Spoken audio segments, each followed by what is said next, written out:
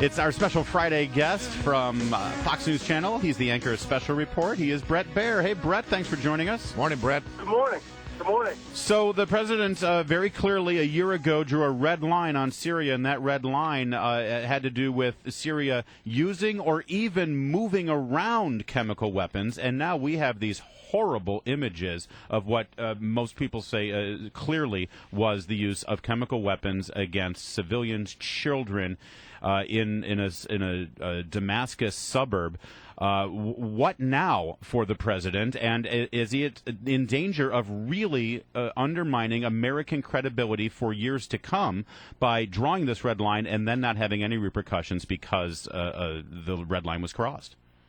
Yeah, I mean, I think you listen to Senator McCain, who's hitting the president really hard every day on this very issue. McCain is confident that this latest effort is chemical weapons attack. And, I listened to the president this morning in an interview, and he does not sound like someone who is moving toward any kind of action specifically. I mean, he's very in a studious mode. And a lot of Americans will say, listen, we don't want to get involved. We don't want to be drawn into another quagmire, as opponents of Iraq from the beginning called it. And I think that that's the president's mindset. But when he came out and said the red line, you're right. It sends a message to the Middle East, and without some sort of backup, it's added to a number of other statements that have not had anything behind them.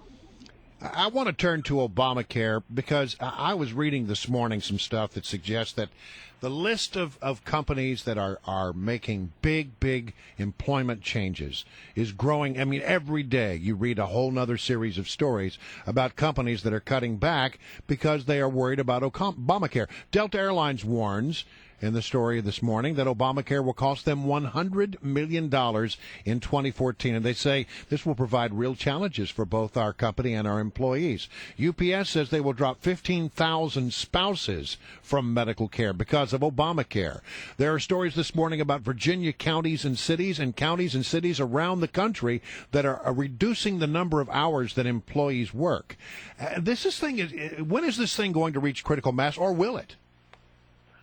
Well, I think it already is. I mean, I think that you're seeing a lot of these companies come forward and just lay it all out, show what the books will do, and what it means for you, the consumer, if they're selling something to you. And I think, it is a PR challenge, to say the least, for the administration in this environment to get people to say, yeah, you know what, I need to sign up for this thing. And that's why they're spending $67 million trying to promote it. I mentioned this on the panel a couple of nights ago. I think it was Rand Paul said, that $67 million, there are 45 million people without health insurance. So take the $67 million and let's get those 45 million health insurance and call it a day.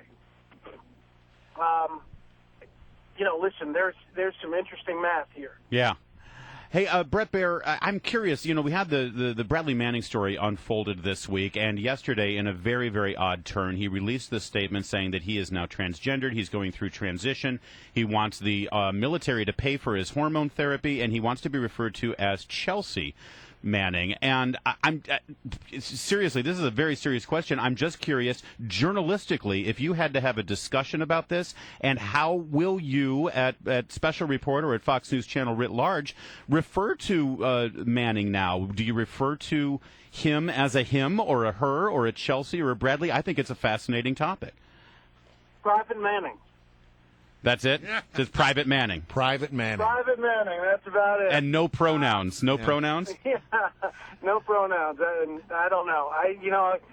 You're right. It's an interesting challenge. But listen, that case has taken interesting turns all throughout, and I think that if the U.S. government is forced into position to pay for hormone therapy, that will be quite something. Especially for a man who was just convicted of betraying that nation. Right. Yeah. Yeah. Well, what was that? I mean, that's the road they're going down, and if the U.S. government perhaps doesn't fight that sufficiently, and it ends up happening, I think that would be a big story. But the Manning. I'm sorry. We'll figure out the pronoun to use. Yeah. Right. But the Manning story and the Edward Snowden story, though, there is a larger element here that, look, we're having a national discussion about what the NSA is doing.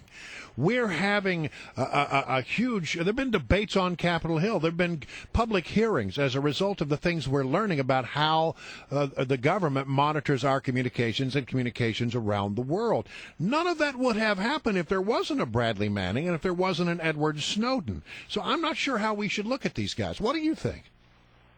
Yeah, I mean, I understand your point, and I've heard it many times. I do think that the other side of that coin is pretty powerful in that they swore an allegiance, they took a job, that they broke the law. And, we have rules and laws in this country for a reason. I mean, I understand that point of it, too. But you're right, we wouldn't know a lot of this stuff without what they've done. Well, Bret Baier, we're going to leave it with this very, very burning and important issue. It was announced yesterday that Ben Affleck will be the new Batman in a Batman-Superman movie. I don't want you to get into trouble criticizing or praising one way or the other the idea of Ben Affleck, but looking back on the history of Batman, does Bret Baier have his favorite Batman?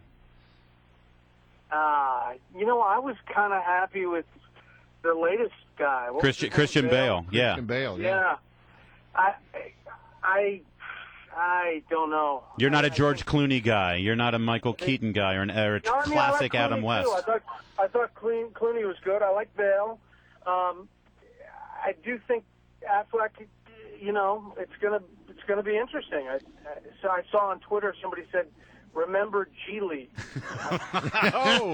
oh, that's harsh. That's harsh. Well, let's hope Jennifer Lopez is not cast as Batgirl. That would be uncomfortable. Listen, the high water mark in Batman was Adam West. Let's just leave it there. Really, you are a traditionalist. I love the old like campy stuff. Thing. Yeah, I did. Well, I'm with Bret Baier. I think Christian Bale was they should have just loaded up a truck full of money and given it to Christian Bale to make one more. I thought he was great. All right. Well, Brett, always a pleasure to have you on. Hey, let me put in one little tease here. We've got this new newsletter, guys. Okay. It comes out every morning. All you have to do is foxnews.com/FoxNewsFirst, and you get our political newsletter in your inbox every morning. It's kind of what Fox News is looking at the beginning of the day, and it's growing very quickly. Oh, wow. That's great. I am signing up for it right now. I'm going to get on my computer in just a second. All right. Thanks, Brett.